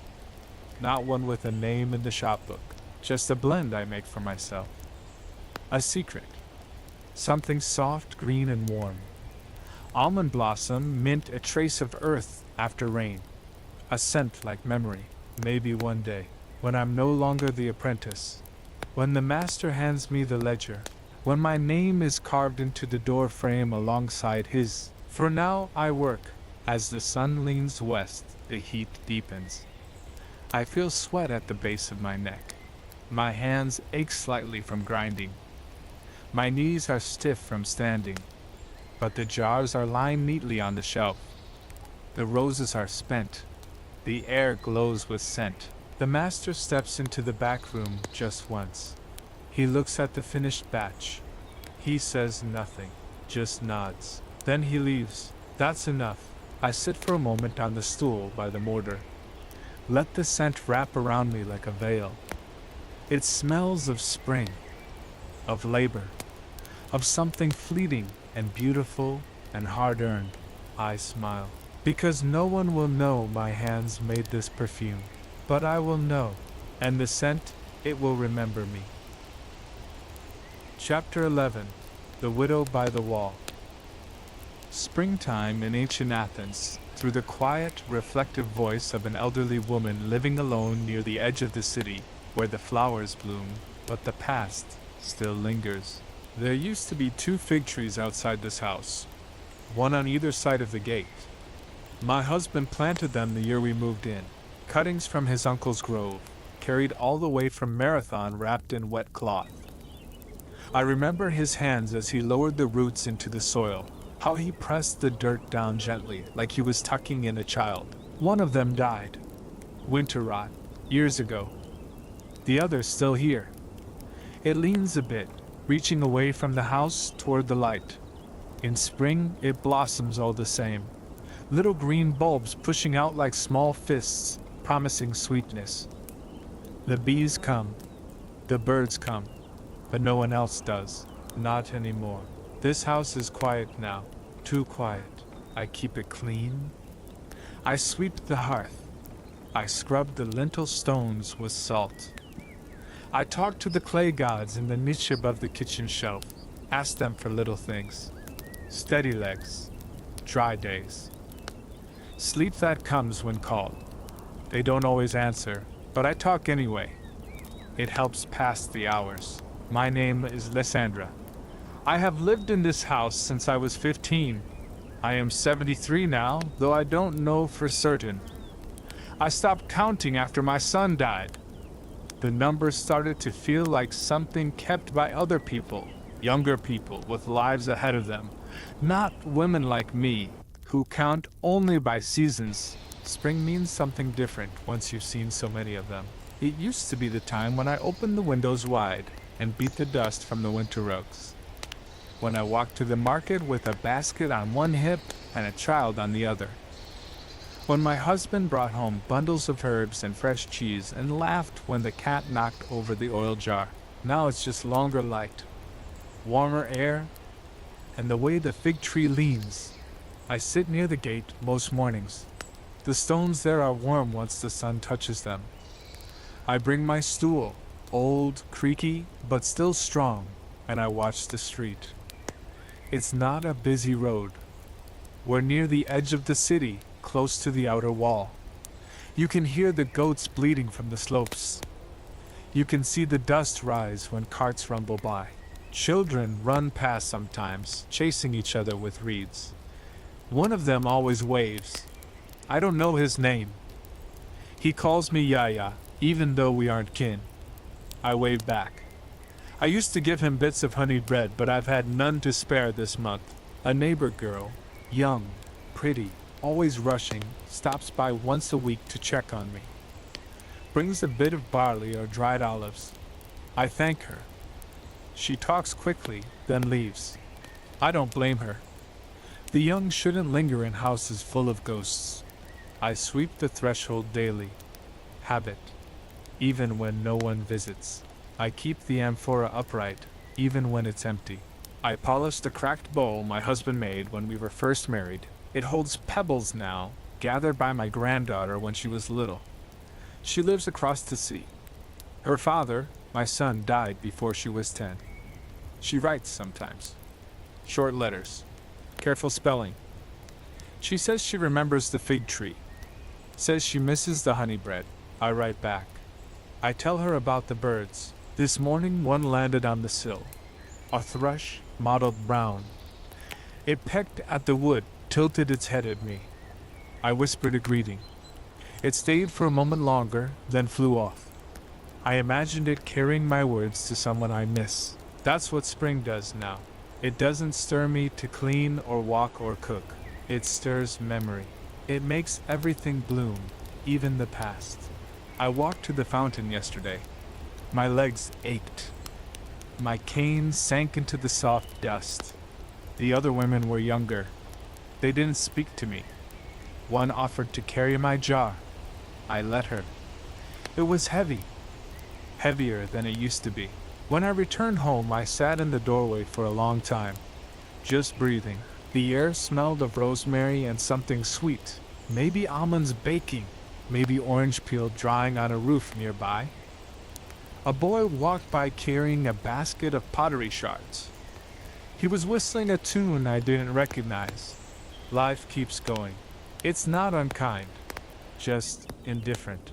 I have a box beneath my cot, small, wooden, with a bronze clasp. Inside, a few letters, a bit of ribbon, 2 seashells, a copper ring, and a curl of hair, dark and soft, wrapped in cloth. My son's, from when he was still small, still loud, still alive. I take it out on days like this. I hold it in my lap, and I let the wind carry the rest. The fig tree's shadow has shifted. It leans across the gate now, stretching like an old dog waking from sleep. The bees are louder. The birds dart through the branches, chasing something I can't see. I stay still, because there's nothing I need to do. Because I have done enough. Because spring has come again, and I am still here. Just a little older, just a little quieter, but still here. Chapter 12. The Breadseller's Song.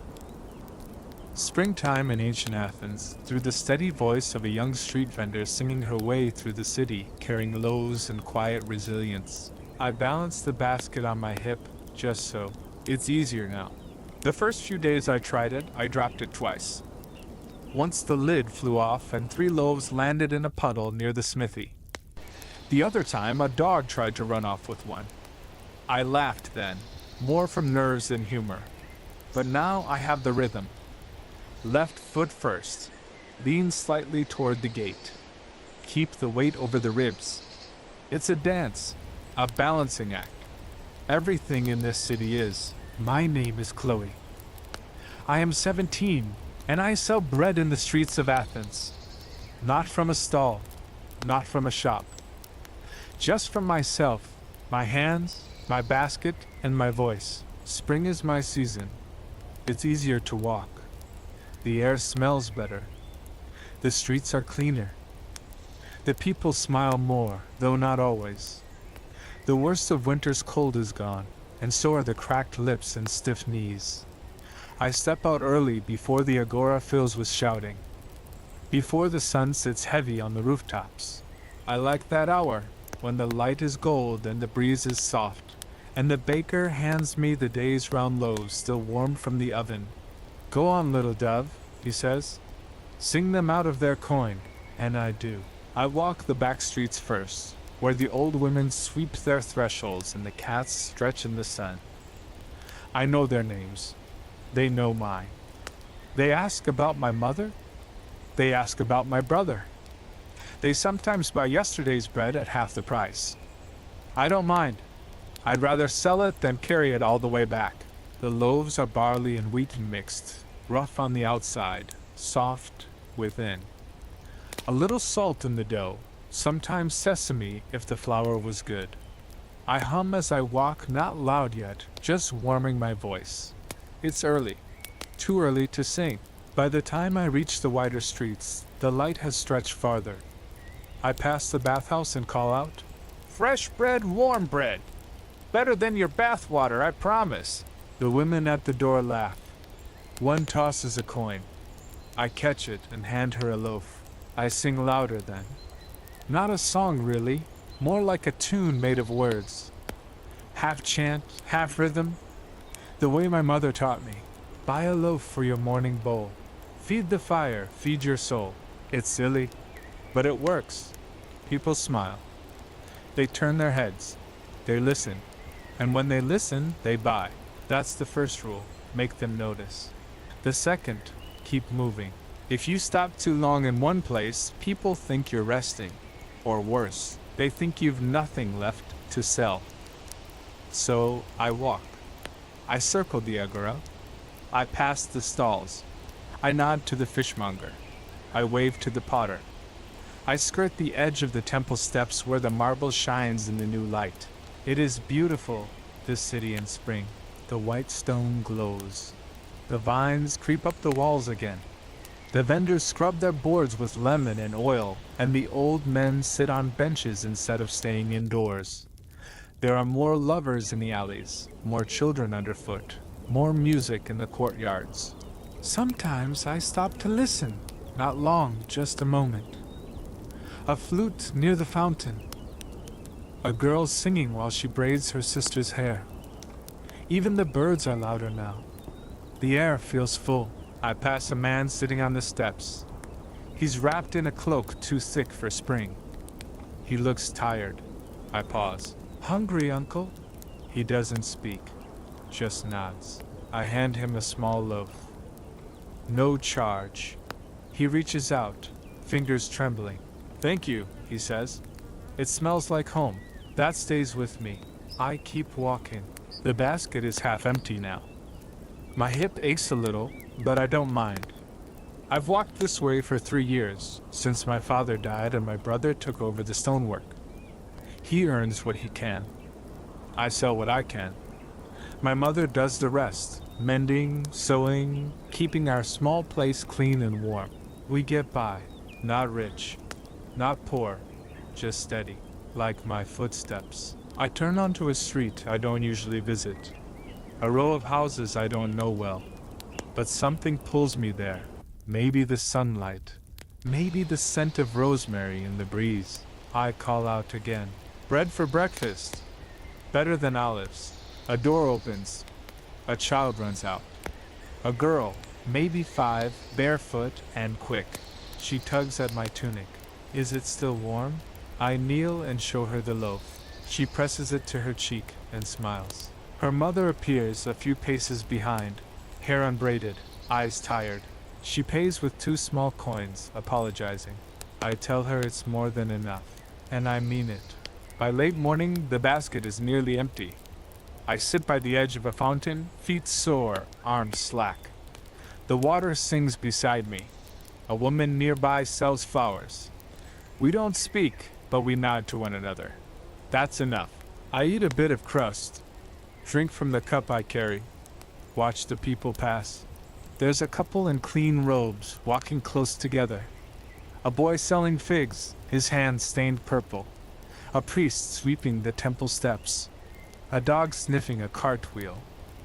This city moves like a river, and I let myself float in it for a while. Then I rise. Still 1 loaf left. I know who I'll give it to. A girl who sweeps the stoop outside the shoemaker's.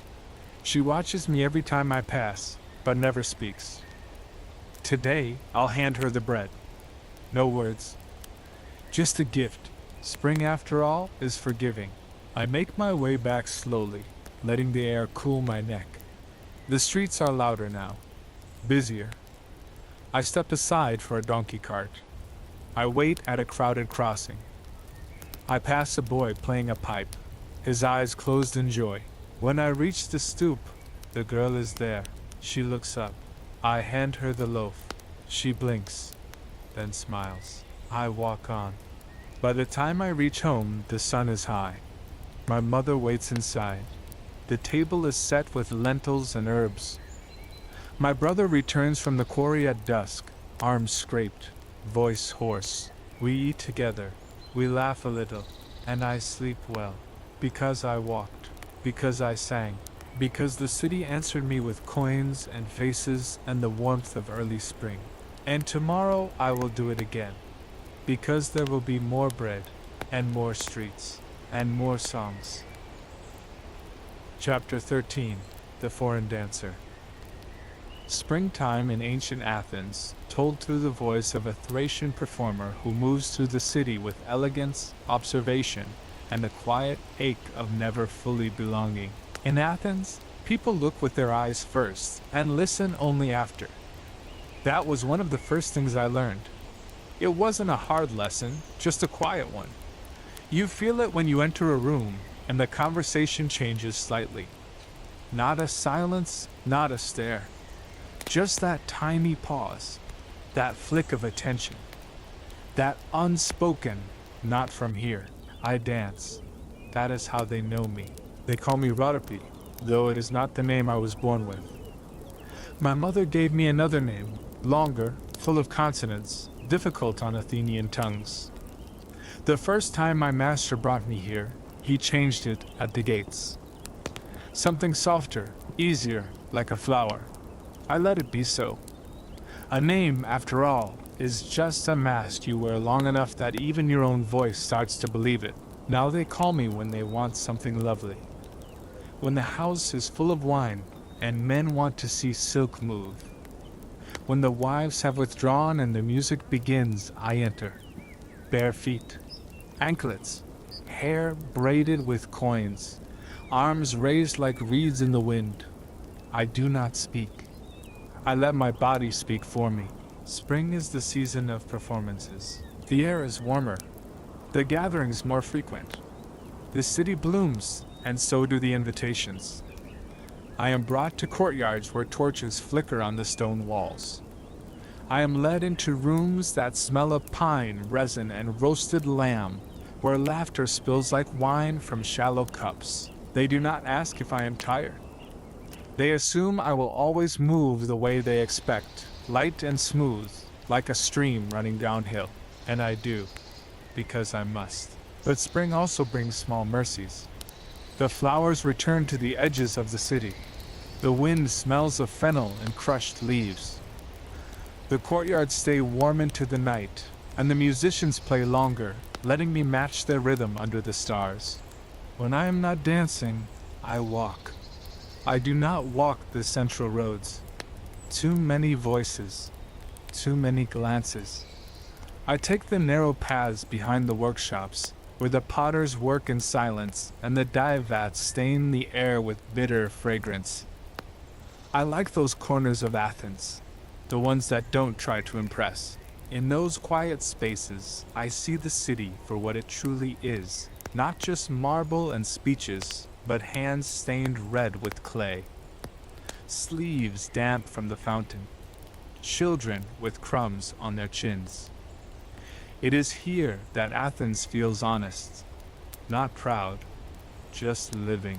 I have a room on the upper floor of a merchant's house. It is small but clean. The shutters rattle when the wind shifts.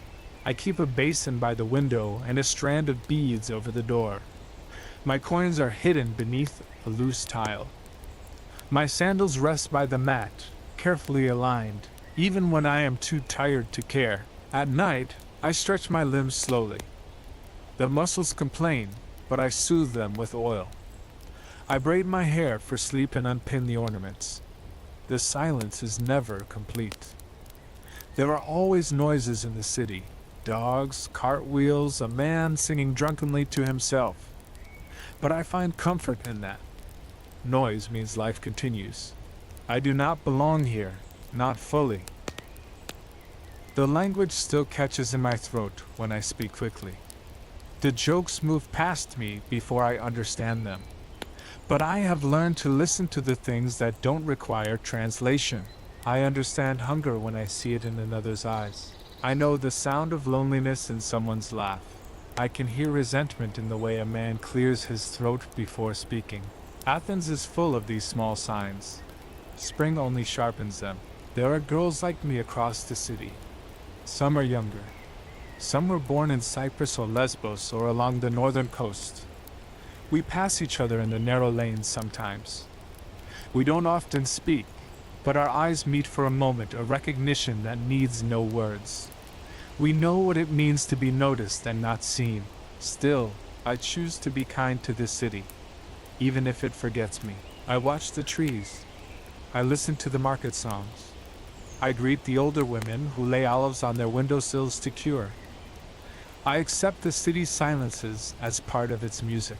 I dance, yes, but I also witness. Last week, I saw a man drop a loaf and give it to a dog rather than eat it.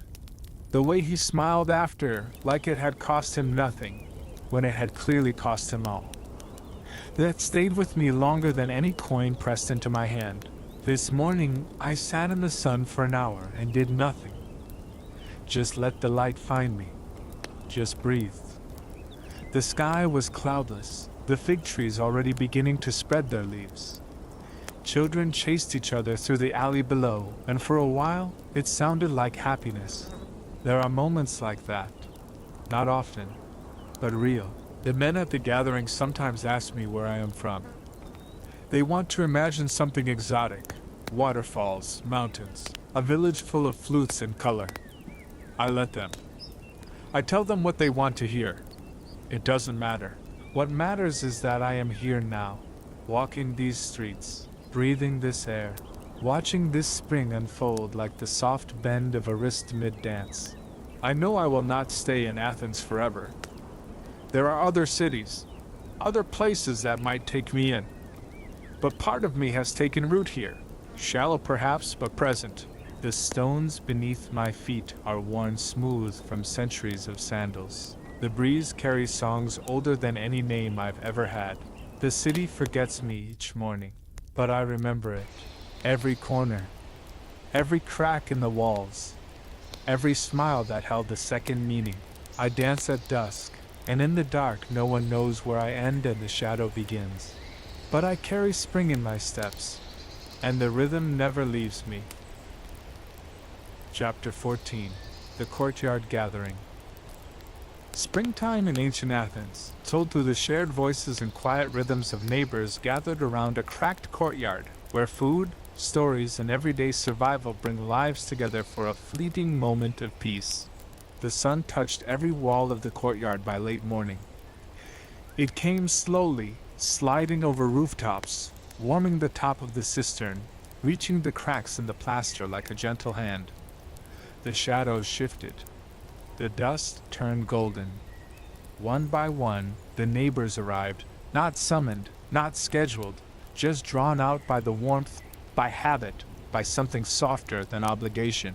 Laurels, the old mason, brought out a stool and sat by the olive jar near the well. He rubbed his knees with oil and looked upward as if watching the roof tiles settle. He was always the first. His ears didn't work so well anymore, but he still knew when it was time to sit where others might follow. Then came Damaris, who lived alone above the weaver shop. She carried a bowl of fava beans, salted and warm with sprigs of mint. She had plucked the mint from a cracked pot that leaned against the back wall, the one the children had knocked over twice last year. She greeted no one at first, just placed the bowl on the flat stone near the well and sat down beside it with a sigh. Soon a child came running. His name was Nikos. He had dirt on his knees and a reed flute stuffed into the sash of his tunic. He carried a bundle of figs in one hand and a clay cup in the other. He didn't say where he got them. No one asked. He sat cross-legged in the corner, humming tunelessly, eyes darting toward the bowl.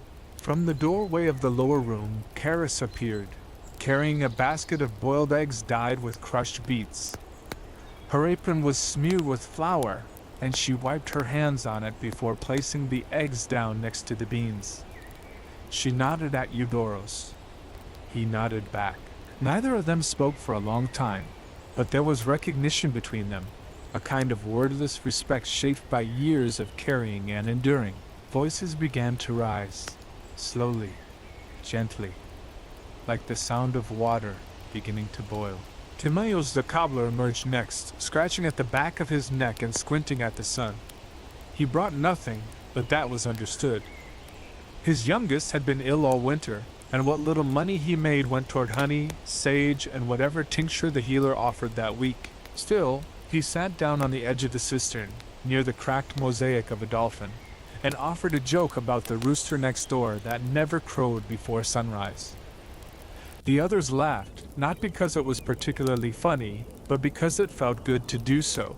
The courtyard filled slowly. Not crowded, just complete. Someone brought barley cakes. Someone else poured oil into a small dish. The older children chased one another around the fig tree. A boy named Theo climbed the wall and shouted like a soldier, then fell and scraped his elbow. He didn't cry. He sat beside Damaris, who handed him a fig and told him he'd broken the same elbow twice before he was 10. Whether it was true or not didn't matter. The boy smiled, and the courtyard breathed easier. In one upper window, an old woman watched with eyes that had gone cloudy. She never came down anymore. But when she saw the gathering below, she placed a string of olives in a basket and lowered it on a rope. The basket wobbled. The olives tumbled into waiting hands. No one waved. No one needed to. The gesture was its own kind of blessing. Across the stones, between the sun-warmed patches of ground, the neighbors shared stories. Some old, some new, some barely true. They spoke of the fishmonger's son who had gone to sea, of the price of wheat in the lower market, of a priest who tripped on the temple steps and spilled incense all the way down, of dreams and taxes and the strange smell coming from the potter's kiln 2 streets over. Not everyone stayed long. Some came only to share a bite of food or rest their feet. But while they were there, something passed between them. Something less visible than a coin, more solid than smoke. Eleni, who had recently buried her husband, came late. She carried a jar of lentils and a silence that clung to her like mist. When she set the jar down, no one asked questions. Timaeus moved over without a word, leaving a place beside him. She sat, folded her hands, and closed her eyes. No one tried to comfort her. They simply let her be part of the warmth. That was the way of the courtyard. It did not demand anything. It welcomed. Children traded olives for sweets. One of the boys gave his slice of bread to a dog that lingered near the steps, tail wagging cautiously. The animal licked the crumbs from his palm and lay beside him, belly to the stone. Somewhere in the background, someone began to sing, a soft voice, uncertain at first, then clearer. A melody about grain and rivers. An old harvest tune, too early for the season, but no one minded. Others joined in by humming or clapping slowly. The rhythm echoed faintly off the walls. For a moment the courtyard was more than stone and shadow. It became a vessel, not for rituals, not for speeches or trade, but for presence. The potter's wife arrived last, out of breath from climbing the hill. She carried 2 apricots wrapped in cloth. They were early, a gift from a cousin near the coast who grew them behind a sunwall. She sliced them carefully, offered the wedges one at a time. Even the children waited their turn. Overhead, the sky shifted toward its paler blue. Spring clouds drifted thin and slow. The light settled into a soft gold that touched the walls without glare. A breeze stirred the leaves of the fig tree. The food began to dwindle. The stories slowed. The children grew quieter, their energy burned off for now. Some of the elders stood, stretched their backs, and returned to their homes without needing to say goodbye. They would be back, or they would not. The courtyard expected nothing. Eleni rose last. She looked once at the fig tree, then turned away. By the time the sun dipped behind the western buildings, only a few remained. Damaris collected the bowls. Timaeus helped her rinse them at the cistern. Nikos lay curled beside the dog, eyes closed but not asleep. The breadcrumbs had been swept into cracks in the stone, where ants would find them. No announcements had been made. No events had been planned. But still, a gathering had happened. And it would happen again.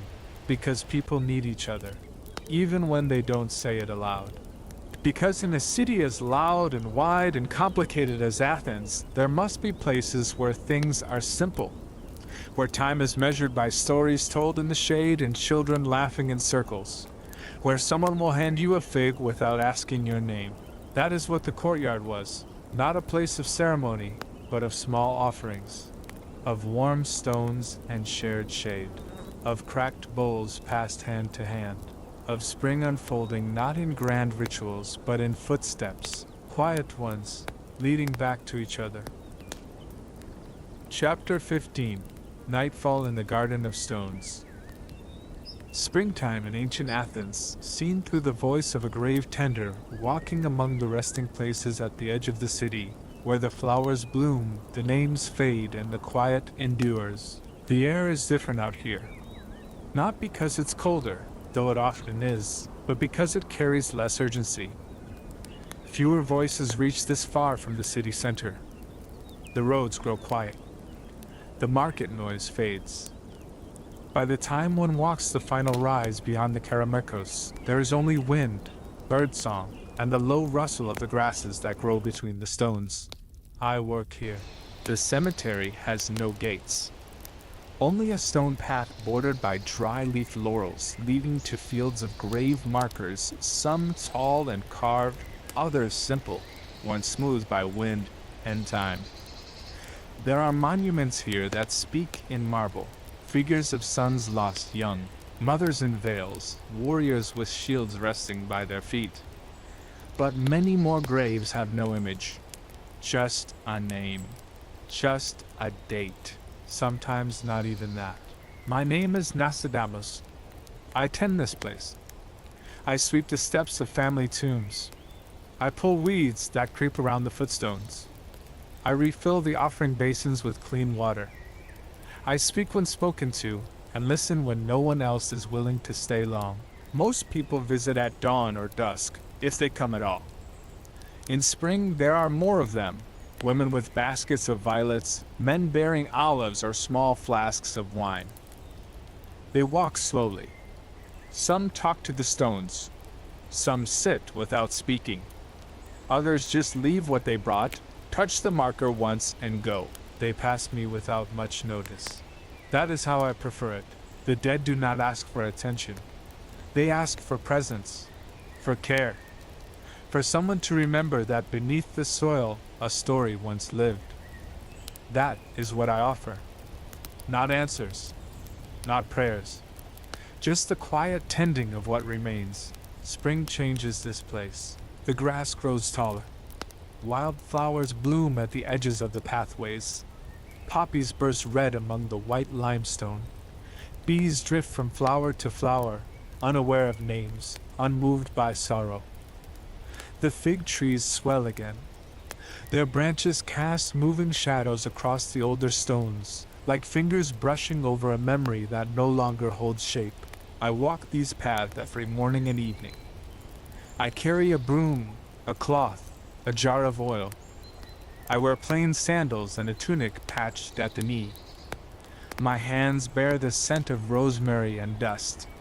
My steps have worn patterns into the ground that no one else sees. There is a boy buried under the olive tree at the east wall. His marker is half cracked. The name is still visible, but the date is fading. No one visits him anymore. I clear the weeds from around his grave. I place a small stone at the top each time I pass, just to say, I see you. You were. There is a woman beneath the largest mound, once married to a statesman, once spoken of in poems. Her statue still stands, eyes downcast, robes in perfect lines. Her descendants stopped coming seasons ago. The incense bowl remains dry. Still, I clean the base. I polish the edge of her name, not for her, not for the family, for the place itself. The dead deserve dignity, even when no one is watching. In spring, the city forgets the space more easily. The agora is louder now. The temples hold longer ceremonies. Markets swell with color and noise. Life turns outward. That is natural. But out here, we feel the season differently. We watch the petals fall before they are gathered. We see which flowers return and which do not. We hear the wind speak in low tones, not just through trees but across stone, carrying with it the dust of those long gone. Sometimes visitors bring new names. They ask where there is room. They speak of someone lost the week before. I walk them quietly to the outer edges. I show them the place. I offer no words of comfort, only ground, only stillness, and when the marker is placed, I make it part of my path. One more story to remember. At sunset, the light turns everything to amber. The stones catch fire briefly before the shadows settle. I often stop then, just for a moment, near the highest rise. From there, you can see the city in full, the rooftops glowing, the Acropolis outlined against the fading sky, the smoke from evening fires beginning to curl upward. It is a beautiful thing to see the city from here, alive, distant, unaware. The living do not often think of the dead, but the dead hold the city. Beneath these stones are the voices that once argued in the assembly, who once knelt at shrines, who once sang by the hearth and ran through the streets in spring. They are not gone. They are only quiet, and the city is built on their quiet. I remain because someone must, not out of duty, not from faith, but from a kind of understanding that all things pass, but some things must be tended even as they pass. The fig tree near the northern wall bloomed early this year. A branch broke in the last storm. I will cut it clean tomorrow. The poppies near the path have begun to lean. I will press the soil tighter around their stems. The season will move on. It always does.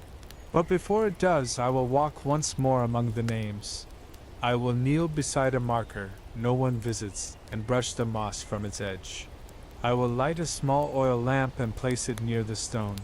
I will sit beside it as night gathers, not to mourn, but to witness, and to let the garden of stones feel spring one more time.